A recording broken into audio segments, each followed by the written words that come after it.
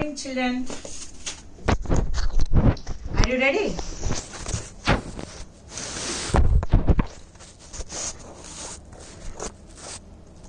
Are you ready, children?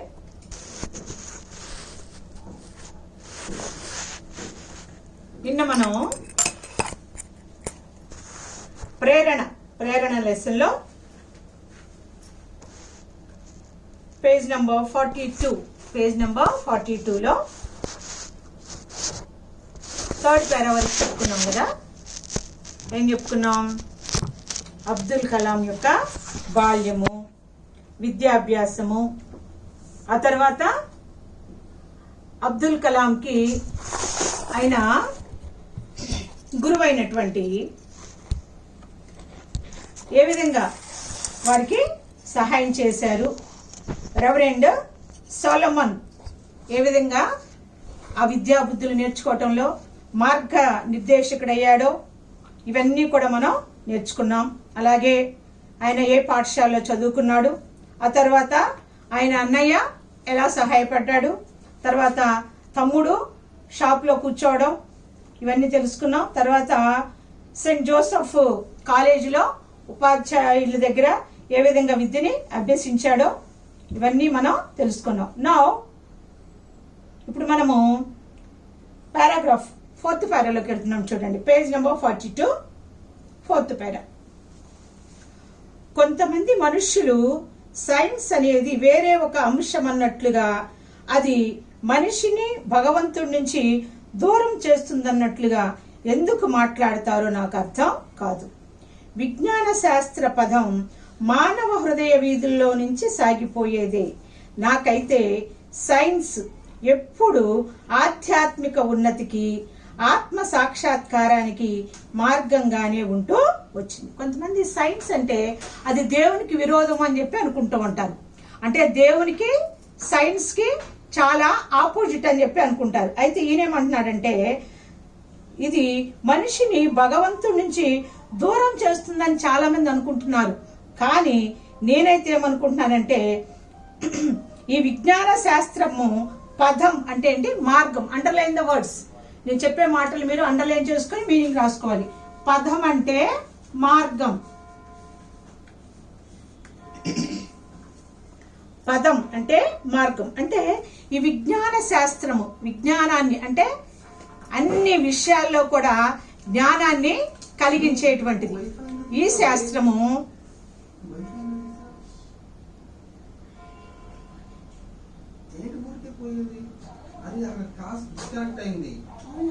మరి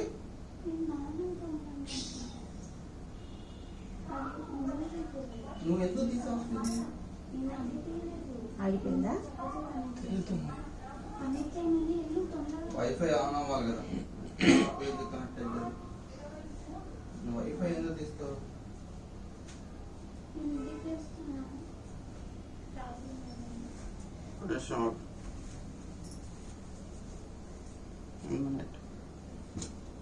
అలాగే audio కొంచెం క్లియర్ గా లేదండి, ఏదో మెసేజ్లు పెడుతున్నారు వాళ్ళు, బ్రేక్ అవుతుంది వాయిస్ అంటున్నారు.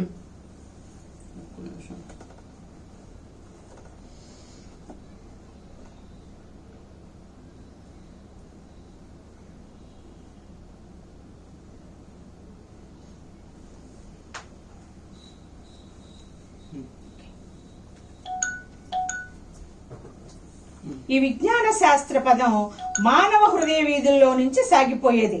నాకైతే సైన్స్ ఎప్పుడు ఆధ్యాత్మిక ఉన్నతికి, ఆత్మ సాక్షాత్కారానికి మార్గంగానే ఉంటుంది. యాక్చువల్గా అందరూ ఏమనుకుంటారంటే సైన్స్కి దేవుడికి చాలా వ్యతిరేకం అని చెప్పేసి అనుకుంటారు. కానీ ఈ అబ్దుల్ కలాం గారు ఏమంటున్నారంటే సైన్స్ దేవునికి దగ్గరగా తీసుకెళ్తుంది అని చెప్పి అనుకుంటున్నారు అనమాట. ఏంటంటే ఆత్మ సాక్షాత్కారం అంటే భగవంతుడిని నేను సాక్షాత్తుగా నేను చూస్తున్నాను వీటి ద్వారా అని చెప్పి ఆయన అనుకుంటా ఉన్నాడట. అలాగే ఆధ్యాత్మిక ఉన్నతి, ఆధ్యాత్మికత అంటే దైవ భక్తి, దైవ భక్తి.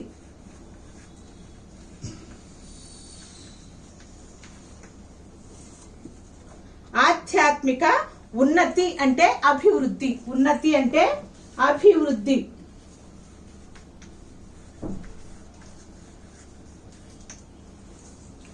ఆధ్యాత్మిక ఉన్నతికి అభివృద్ధికి అది తోడ్పడుతుంది అని చెప్పేసి ఈయన అనుకుంటున్నాడు అనమాట. సెయింట్ జోసెఫ్ లో బిఎస్సి డిగ్రీ కోర్సులో చేరినప్పుడు అంతకు మించిన ఉన్నత చదువేమీ నాకు తెలియదు. ఈయన ఏమనుకున్నాడంటే ఇంటర్మీడియటే పెద్ద చదువు అని చెప్పి అనుకున్నాడు. కానీ ఆ తర్వాత సైన్స్ విద్యార్థికి ఉన్న భవిష్య అవకాశాలు గురించిన సమాచారం కూడా నాకేమీ తెలియదు. భవిష్యత్ అంటే ఇంకా ఈ ఇంటర్మీడియట్ తర్వాత ఏం చదవాలి, ఏ ఏ కోర్సులు ఉంటాయి, ఏం చదివితే ఏం వస్తుంది, ఏ ఉద్యోగం వస్తుంది, లేకపోతే దేన్ని సాధించవచ్చు, ఈ విషయాలు ఏమి కూడా ఆయనకి తెలియదు. బిఎస్సి డిగ్రీ పూర్తి చేశాకే భౌతిక శాస్త్రం అంటే ఫిజిక్స్ నా సబ్జెక్ట్ కాదని గ్రహించాను. అప్పుడు తర్వాత ఇంటర్మీడియట్ అయిపోయిన తర్వాత బిఎస్సి డిగ్రీలో చేరాడు. అది చదువుతున్నప్పుడే తెలిసింది ఏమని, ఈ ఫిజిక్స్ అనేది నా సబ్జెక్టు కాదు అని చెప్పి అనుకున్నాడు అనమాట. నా కలలు నిజం కావాలంటే నేను ఇంజనీరింగ్ చదవవలసి ఉంటుందని తెలుసుకున్నాను. ఆయనకి ఈ సాంకేతిక విద్య అంటే వృత్తిపరమైనటువంటి విద్యా కోర్సులు అనమాట. వీటి గురించి ఆయనకి టెక్నికల్ ఎడ్యుకేషన్ అంటారు. సాంకేతిక విద్య అంటే టెక్నికల్ ఎడ్యుకేషన్. ఈ టెక్నికల్ ఎడ్యుకేషన్ వాళ్ళు మనం చూస్తున్నాం, ఇంజనీరింగ్, పాలిటెక్నిక్, ఐటీఐ, ఇవన్నీ వీటి గురించినటువంటి శాస్త్ర పరిజ్ఞానం ఆయనకి ఏమీ కూడా తెలియదు. ఈయన అనుకున్నది ఏమనుకున్నాడు, నేను ఆకాశంలో ఎగరాలి, ఇలాంటిది నాకు కావాలంటే, నేను చదవాలంటే ఏం చదవాలి ఆయనకి తెలీదు. కానీ ఇప్పుడు ఆయనకు అర్థమైందనమాట. ఎప్పుడు డిగ్రీ చదువుతున్నప్పుడు తాను ఇంజనీరింగ్ చదవవలసి ఉంటుందని చెప్పి తెలుసుకున్నాను. ఇంటర్మీడియట్ అయిన తరువాతనే నేను నేరుగా ఇంజనీరింగ్ లో చేరి ఉండవచ్చు. ఇవాళ మనకు తెలిసి ఇంటర్మీడియట్ అయిపోగానే ఇంజనీరింగ్ కావాల్సిన వాళ్ళు ఇంజనీరింగ్ లో, మెడిసిన్ కావాల్సినటువంటి మెడిసిన్ లో, ఎంబీఏ కావాల్సిన వాళ్ళు ఎంబీఏలో చదువుతూ ఉంటారు. కానీ ఆయనకి అవేమీ కూడా తెలియదు అనమాట. భారతదేశం అంతటిలోనూ సాంకేతిక విద్యకు తలమానిక లాంటి మద్రాస్ ఇన్స్టిట్యూట్ ఆఫ్ టెక్నాలజీలో ప్రవేశానికి దరఖాస్తు చేసుకున్నాను. ఈయన ఇంజనీరింగ్ చదవాలి అంటే ఏం చేయాలి, ఇంజనీరింగ్ కాలేజ్కి అప్లై చేసుకోవాలి. సరే, ఆయన ఈ భారతదేశం అంతటిలో కూడా సాంకేతిక అంటే ఈ టెక్నికల్ ఎడ్యుకేషన్ కి తలమానిక అంటే గొప్పది, తలమానిక అంటే గొప్పది అయినటువంటి మద్రాస్ ఇన్స్టిట్యూట్ ఆఫ్ టెక్నాలజీలో ప్రవేశానికి దరఖాస్తు చేసుకోవటం అంటే అప్లై చేసుకున్నాడు అనమాట. ప్రవేశానికి ఎంపికైతే అయ్యాను, కానీ అటువంటి ప్రతిష్టాత్మక సంస్థలో చదవటం అంటే చాలా ఖర్చుతో కూడుకున్న పని. ఎంట్రన్స్ లో చక్కగా పాస్ అయ్యాడు, అప్లికేషన్ అప్లై చేశాడు, వెంటనే సీటు వచ్చింది. కానీ అంత ప్రతిష్టాత్మకం అంటే మంచి పేరు ప్రతిష్టలు కలిగినటువంటి కాలేజ్, అది త్రూ అవుట్ ఇండియాలోనే ఫేమస్ కాలేజ్ అన్నమాట, నెంబర్ 1 కాలేజీ. అలాంటి కాలేజీలో సీటు వచ్చింది. కానీ అలాంటి కాలేజీలో చదవాలంటే అది చాలా ఖర్చుతో కూడుకున్నటువంటి పని. దాదాపు 1000 రూపాయలన్నా అవసరం అవుతాయి, దాదాపు 1000 రూపాయలైనా అవసరం అవుతాయి అన్నమాట. కానీ అది నా తండ్రికి తలకు మించిన విషయం, అంటే అది వాళ్ళ నాన్నగారికి ఆ 1000 రూపాయలు, ఈ రోజులో 1000 రూపాయలు అంటే చాలా తేలిక, కానీ ఆ రోజుల్లో ఒక 1000 రూపాయలు సంపాదించడం అంటే అది చాలా కష్టమైనటువంటి పని అనమాట. కాబట్టి వాళ్ళ నాన్నగారికి ఆ 1000 రూపాయలు ఇచ్చి కాలేజీలో జాయిన్ చేసేటువంటి స్తోమత కూడా లేనటువంటి పేదవారు అన్నమాట.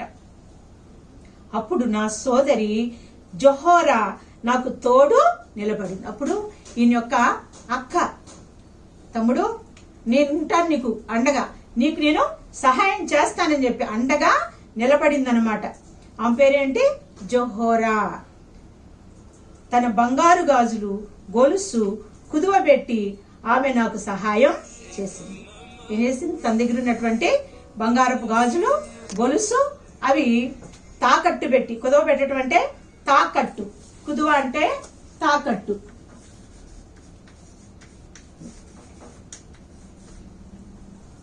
కుదువ అంటే తాకట్టు. తాకట్టు పెట్టి ఆమె నాకు సహాయం చేసింది. నేను చదువుకోవాలన్న ఆమె ఆకాంక్ష, నా సామర్థ్యంపై ఆమె నమ్మకం నన్ను గాఢంగా చెలింపచేశాయి. వాళ్ళ అక్క కోరిక అంటే ఆకాంక్ష అంటే కోరిక, ఆకాంక్ష అంటే కోరిక.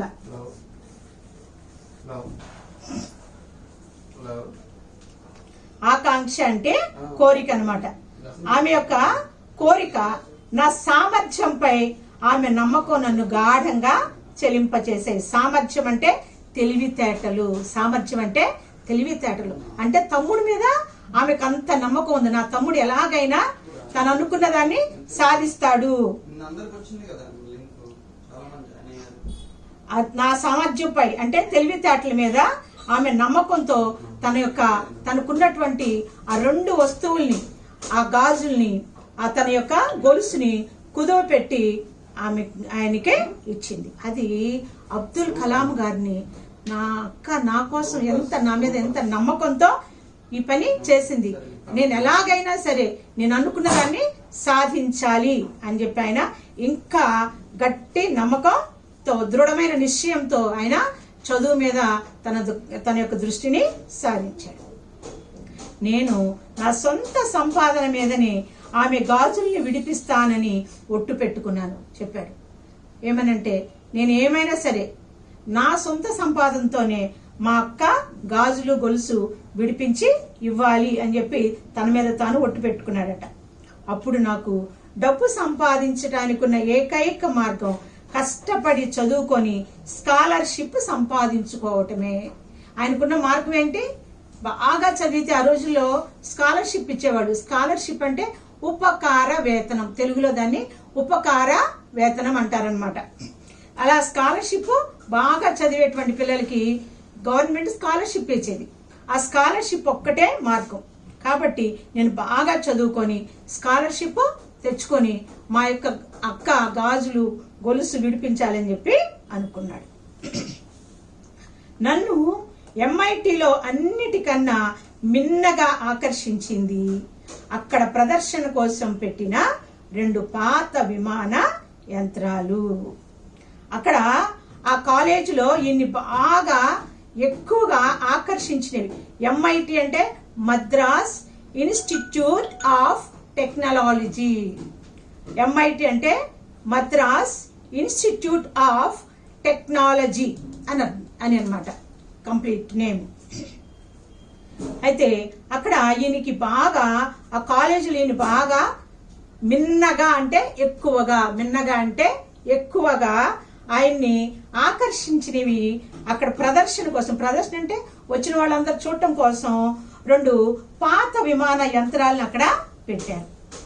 ఆ విమాన యంత్రాల ప్రదర్శన కోసం అవి అక్కడ ఉంచారు. అంటే ప్రదర్శించడం, దాని పార్ట్స్, దాని ఎలాగా ఉంటుంది, దాని ఆకారం ఎలా ఉంటుంది, దాని రెక్కలు ఎలా ఉంటాయి, దాని యొక్క దానిలో ఇంజిన్లో ఆయిల్ ఎలాగో, ఫ్యూయల్ ఎలా నింపుతారో ఇవన్నీ కూడా అక్కడ వాళ్ళు డిస్ప్లే చేసి పెట్టారనమాట.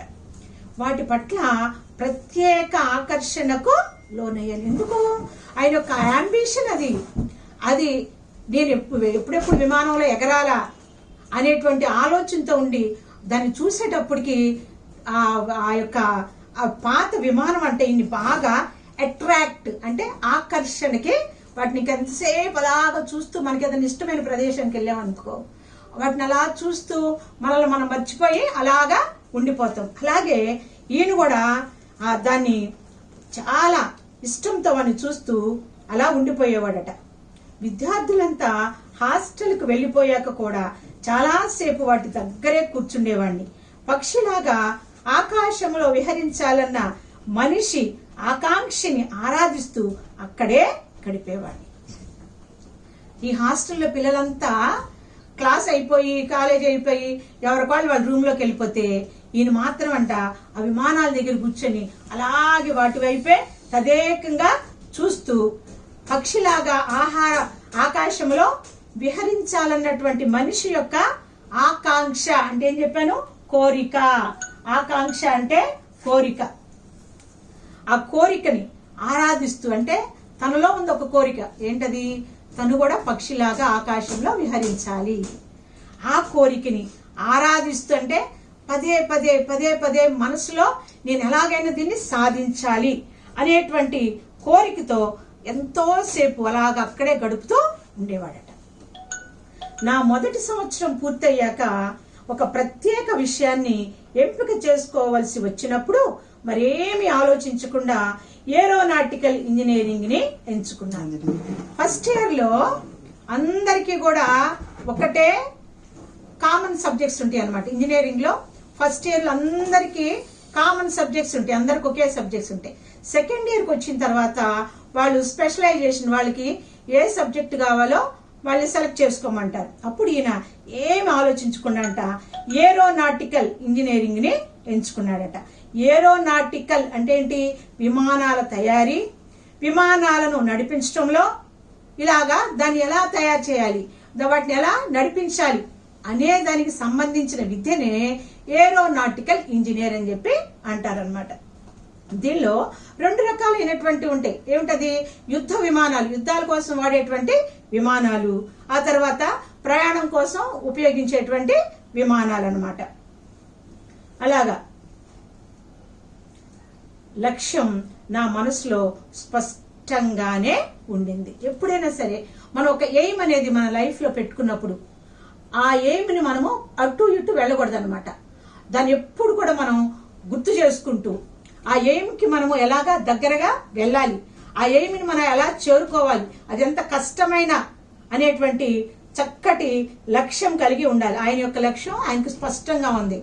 నేను విమానంలో నడపాలి, విమానాల్ని తయారు చేయాలి, ఆకాశంలో విహరించాలి, అది ఆయన యొక్క గోల్ అన్నమాట. నేను ఎలాగైనా విమానాన్ని నడపాలి. నిలదొక్కునే శక్తి లేదని తెలిసి కూడా నాకు లక్ష్యం సాధ్యమనే నేను నమ్మాను. నా సాధారణ కుటుంబ నేపథ్యం అందుకు అడ్డు రాలేదు. చాలా మంది గుర్తుపెట్టుకోవాలి, మేము అంత చదవగలమా, మాకు ఆ స్థితి ఉందా, ఆ స్తోమత ఉందా, ఇవి కాదు ఆలోచించవలసింది. ఆ లక్ష్యానికి మనం ఎలా చేరుకోవాలి, ఆ లక్ష్యానికి మనం ఎలా దగ్గర అవ్వాలి అనేది మాత్రమే మనం ఆలోచించాలి. ఇక్కడ ఈయనకి అలాంటి స్తోమత లేదు, అలాంటి శక్తి లేదు.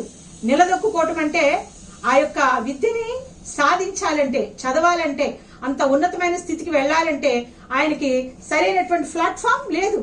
అయినప్పటికీ కూడా నాకు ఆ లక్ష్యం సాధ్యమనే నేను నమ్మాను. అదే నమ్మాలి, కోరిక ఉండాలి, రెండోది నమ్మాలి. ఏమని నమ్మాడు? నేను అనుకున్నది నేను ఎలాగైనా సాధించగలను అని నమ్మాను. నా సాధారణ కుటుంబ నేపథ్యం అందుకు అడ్డు రాలేదు. చాలా ఒక సామాన్యమైన కుటుంబంలో పుట్టినటువంటి ఈయనకి అది ఏమాత్రం కూడా అడ్డు రాలేదు. ఆ సమయంలోనే నేను వివిధ రకాల వ్యక్తులతో పరిచయాలు పెంచుకోవడానికి ప్రయత్నించాను.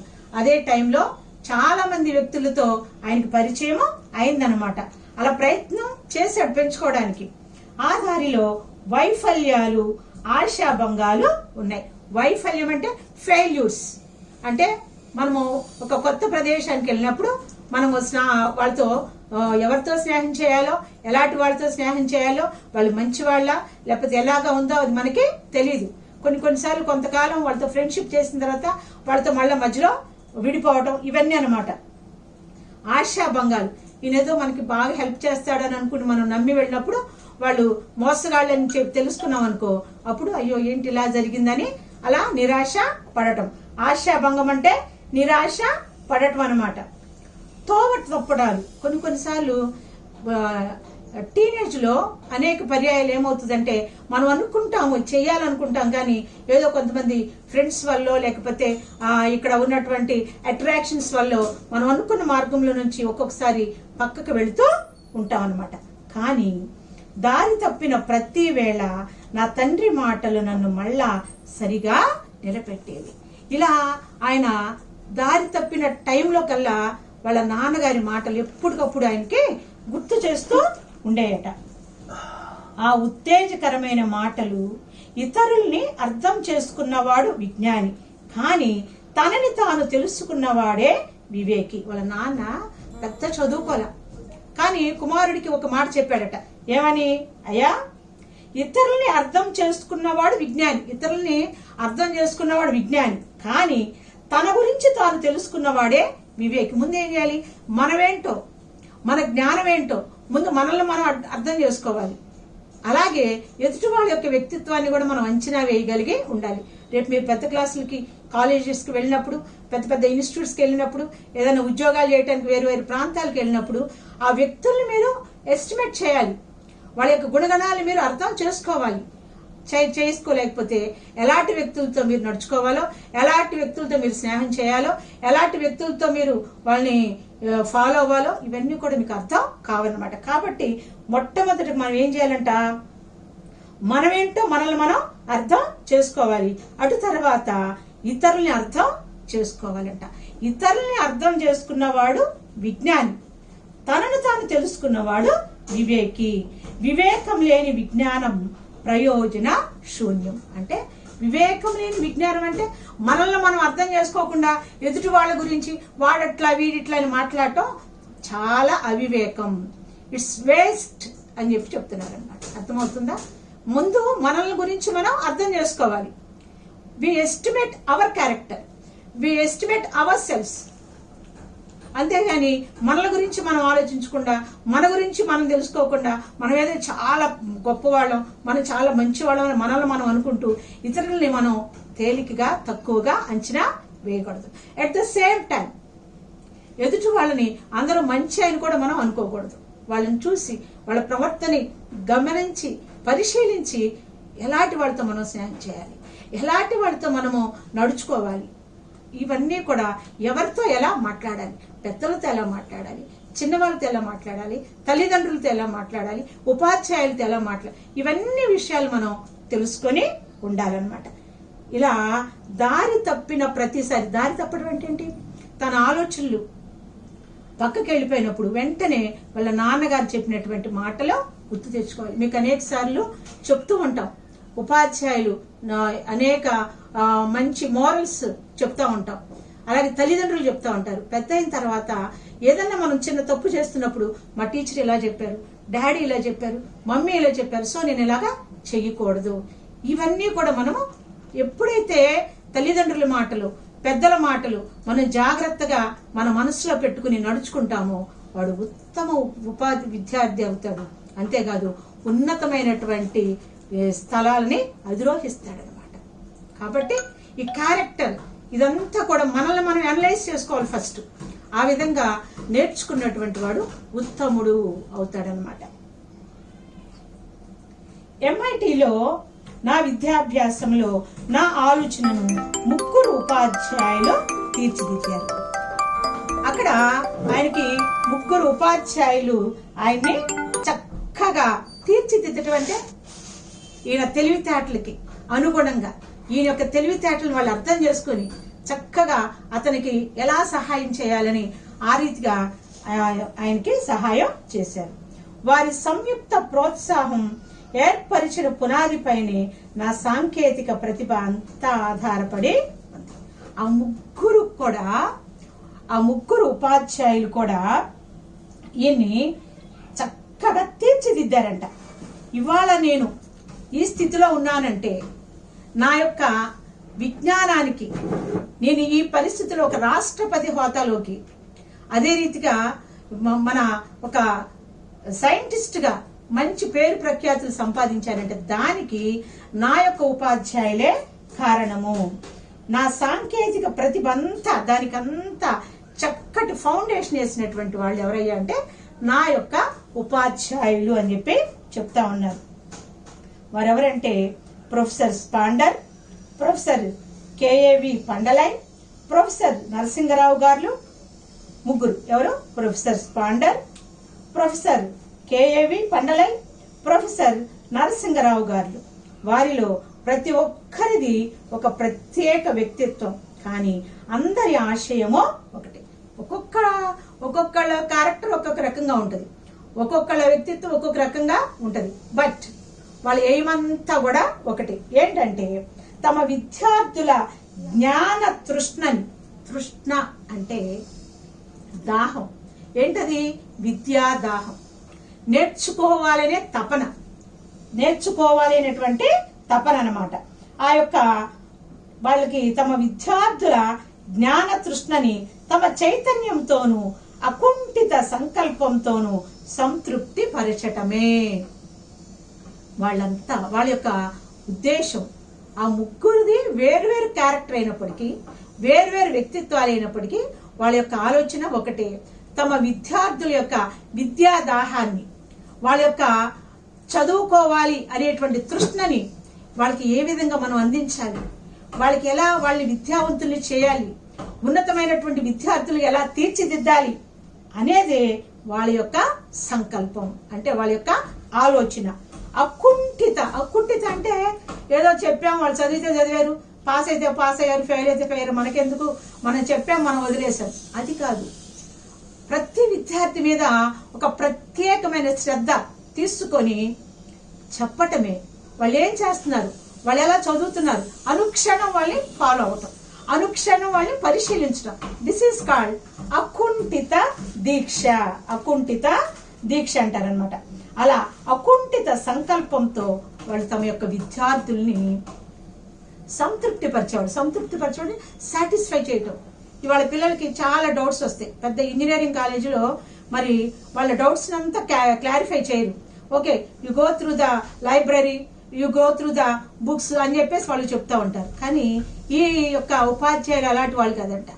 వాళ్ళ యొక్క విద్యార్థుల యొక్క డౌట్స్ అన్ని, ప్రతిదాన్ని వాళ్ళు చాలా వివరంగా చెప్పి వాళ్ళని సాటిస్ఫై చేసేవాళ్ళు. సంతృప్తి పరచడం అంటే సాటిస్ఫై చేసేవాళ్ళు అనమాట.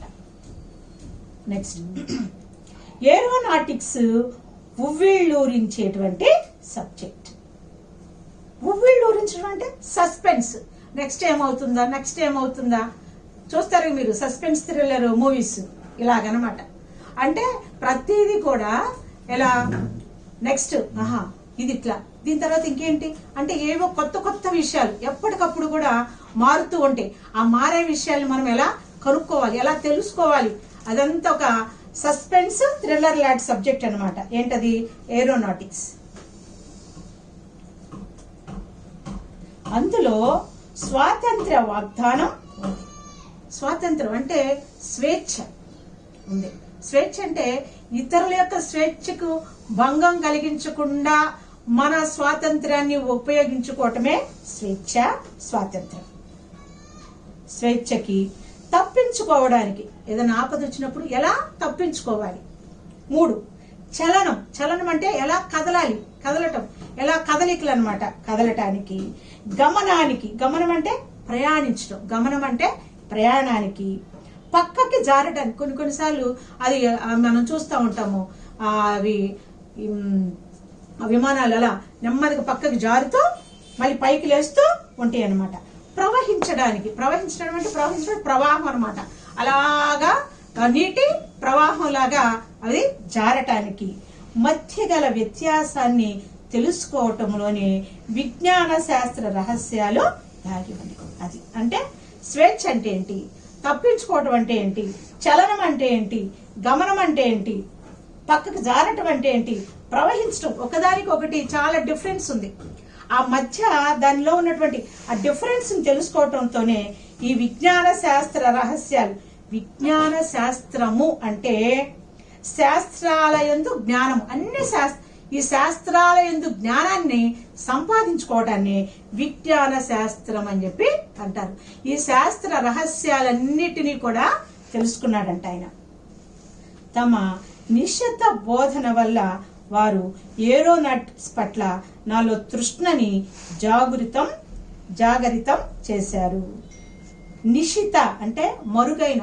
అప్పటి వరకు ఈయన ఎగరాలనే అనుకున్నాడు పక్షిలాగా. కానీ ఎప్పుడైతే తన యొక్క ఇంజనీరింగ్ ఎడ్యుకేషన్లో, తన యొక్క ఉపాధ్యాయుల బోధనలో ఏంటి, మెరుగైన బోధన, నిశిత బోధన అంటే మెరుగైన, చాలా చక్కటి ఆ బోధన, ఆ యొక్క టీచింగ్స్ వల్ల ఈయనంట ఏరోనాటిక్స్ పట్ల ఆయన తృష్ణ అంటే ఏం చెప్పాను, కోరిక, దాహం, తెలుసుకోవాలనేటువంటి తాపత్రయం.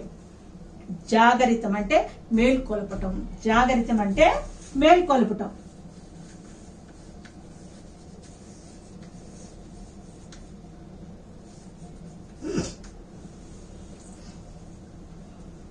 చేశారు.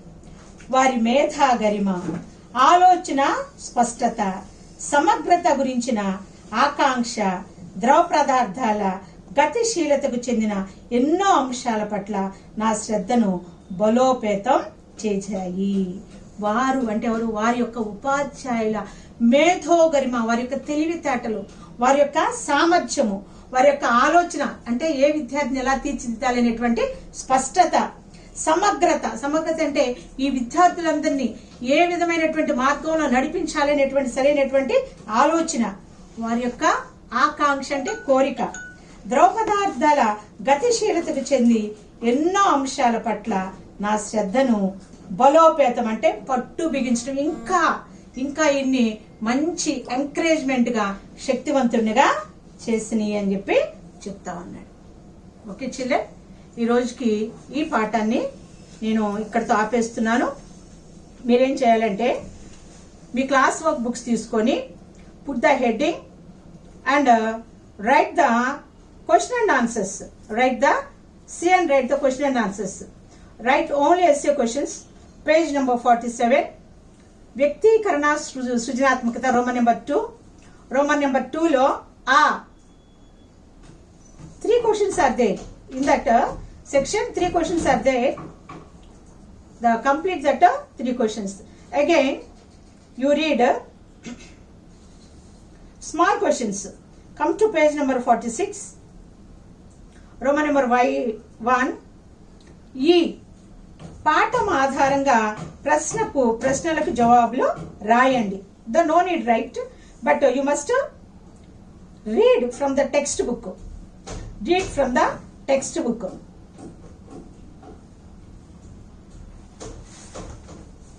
Okay, tomorrow same time, be ready at 10 o'clock, 10 a.m. Thank you.